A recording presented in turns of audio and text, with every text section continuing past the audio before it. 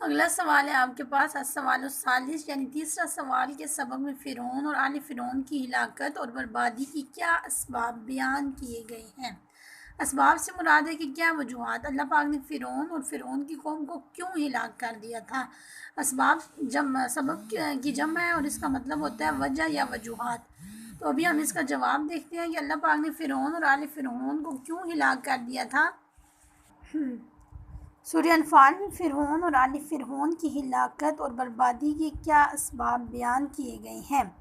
सबसे पहले यहाँ पे हेडिंग आपने बनानी है फ़िरौन और आले फ़िरौन की हिलाकत के असबाब। फिर आपने लिखना है फ़िरौन और आले फ़िरौन की हिलाकत और बर्बादी के मंदरजा झैल असबाब बयान किए गए हैं। इनको आपने हेडिंग्स में लिखना है कि पहली हेडिंग क्या है, अल्लाह की आयत का इनकार, यानी फ़िरौन और आले फ़िरौन ने अल्लाह की आयत का इनकार किया था। जब हज़रत मूसा अलैहिस्सलाम उनके पास अल्लाह ताला की इबादत का कहने के लिए और अल्लाह ताला की वहदानियत का कहने के लिए आए थे तो उन्होंने झुटला दिया था। उन्होंने कहा था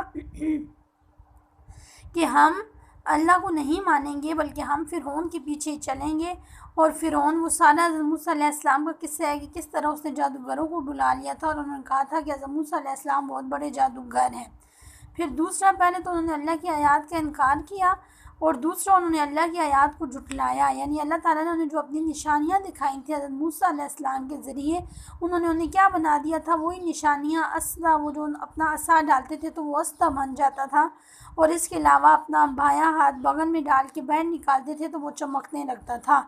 और फिर उन्होंने कहा कि ये तो झूठा है, ये जो है ये वादा, ये जो है इसके पास जादू है, ये जादू के ज़रिए ये काम कर रहा है। तो इस तरह उन्होंने एक अल्लाह की आयत का इनकार किया। नंबर 2, उन्होंने अल्लाह की आयत को झुठलाया। नंबर 3, उन्होंने अल्लाह ताला की नेमतों की नाशुक्री की। उन्होंने अल्लाह ताला की हर नेमत की नाशुक्री की थी। ठीक है, वो जालिम बनी इसराइल जो थे वो जालिम थे, उन्होंने हर नेमत की नाशुक्री की। जो जो अल्लाह ताला ने उन्हें नेमतें दी उन्होंने झुटलाया, उनकी नाशुक्री की।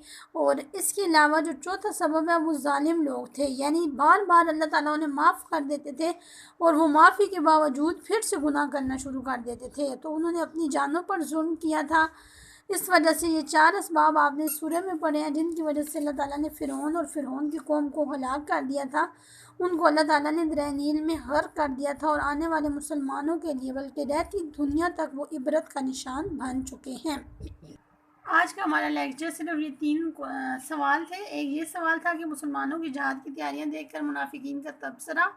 सवाल नंबर 2, कुफार की जानिब से ऐद शिकनी की सूरत में अल्लाह ताला ने नबी अकरम सल्लल्लाहु अलैहि वसल्लम को क्या हदायत दी। सवाल नंबर 3 है आपके पास, इस सबक में फ़िरौन और आले फ़िरौन की हिलाकत और बर्बादी की असबाब, वो 4 असबाब मैंने आपको करा दिए हैं। ये तमाम काम यानी ऊपर दिए गए तीनों सवालों के जवाबात आपने पहले लिखने अपनी नीट नोटबुक पर आज की तारीख के साथ और फिर आपने इन्हें अच्छी तरह याद करना है। यही आपके घर का काम है। घरों में रहें, महफूज रहें, जो आपको पढ़ाया जा रहा है उसको ध्यान से पढ़ें, अपने वालिदैन की खिदमत करें। रमज़ान आने वाला है, रमज़ान में ज़ौक़ व शौक़ से इबादत करें और जो भी आपको काम दिया जा रहा है वो अच्छी तरह पढ़ें। शुक्रिया।